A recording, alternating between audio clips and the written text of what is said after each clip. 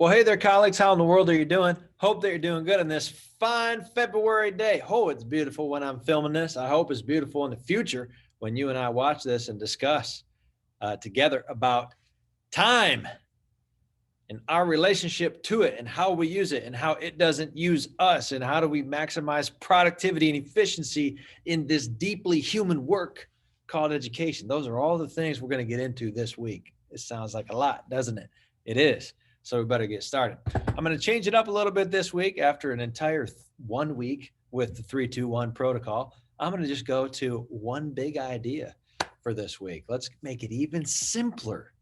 Make it even simpler. You want to know how I arrived at the one big idea concept?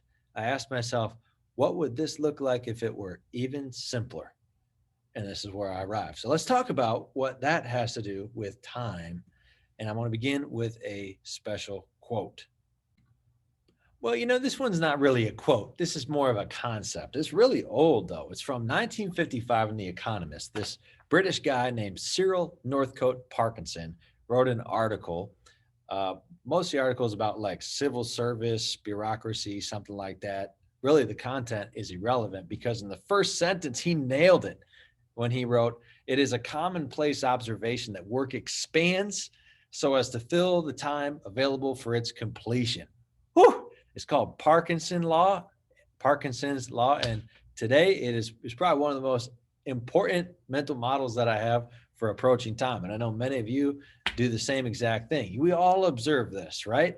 If I give myself 3 hours to plan a lesson, I can probably fill the 3 hours. If I give myself 15 minutes though, oh my gosh, I got to really quickly get to the core of what I'm trying to do. And it might be a little bit dicey and I might not plan the perfect lesson, but I'm pretty quickly going to learn how to plan good lessons a little bit more efficiently. And it's going to decrease my temptation to be distracted, right? So the big idea this week that I want us to wrestle around with, grapple with, argue with, poke holes in, add on to is this idea of setting constraints. I don't know of any more important technique for getting better in using your time to increase the impact of your work and not drive yourself crazy than setting constraints. And what I'm talking about are things like a hard and fast stop time for work at 5 p.m. every day. I'm down to work no matter what, stuff like that. So there's this Georgetown professor named Cal Newport who wrote a book called Deep Work. And in that book, he talks at length about his philosophy of fixed schedule productivity. He's basically just getting at Cyril Northcote Parkinson's law that if you give work unlimited time, it'll take it. So it's common practice amongst teachers, especially really passionate ones, to give infinity hours to the job. We do our work all day and then we go home and we maybe take care of the kids or do our personal things for a little while. And then we end the day with more work and then we just rinse and repeat that. We end up working 70, 80, 90 hours a week. That's common for a lot of teachers. The problem is when we give work unlimited time, we leave a bunch of potential breakthroughs that we could have in our insight into teaching, our insight into what things matter the most, what things influence student learning the most. We leave a lot of those things undiscovered for ourselves because there's no urgency to do it.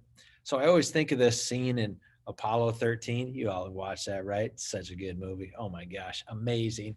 But there's this scene where they're talking about getting the astronauts back to Earth, and the guy, mission control guy, he's saying, okay, right now we can only get the astronauts back this far. That's not far enough. We got to get all the way back to Earth. That is the constraint. We have to figure it out. What would it take to get us there? Now go get after it. When you set constraints on how many hours that you're willing to work, you kind of force yourself to come up with the innovations that make your work possible in that shorter amount of time. And so, like, for example, some of the things that this forces you to ask are, what would my job look like? What would giving feedback on papers look like? What would creating a unit look like if it were simple, if it were quicker, if it were something I had to do in the next hour? And obviously, this also does a lot of damage to the perfectionism that many of us struggle with too, right? It forces us to have to just go head to head with that thing and figure out how to what this guy Herbert Simon would call satisfice. How do you satisfice? Because a lot of things can be satisficed done at an acceptable level, not necessarily an excellent level. So I'll close with this quote, and then I'll give you a classic. Back in the day, Steve Seward would ask a prompt like I'm about to give you. So I'm gonna close with this quote and then ask you a prompt. So Seth Godin is a prolific blogger, writes a daily blog post, has for years. This is one of his shortest ones, but I just love it. It's like a modern proverb. He says, "You don't need more time. You just need to decide." Whew. It's got some fire attached to it, Seth.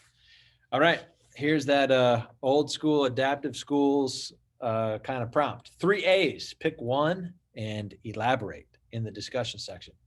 3 A's. Pick one thing with which you might agree from the big idea this week and talk about that. Or pick one thing with which you might argue from this week and talk about that. Great cultures include argumentation that's friendly and earnest. So please do that. I'll never be offended. And then number 3, one thing with which you to which you might aspire. So agree with, argue with, or aspire.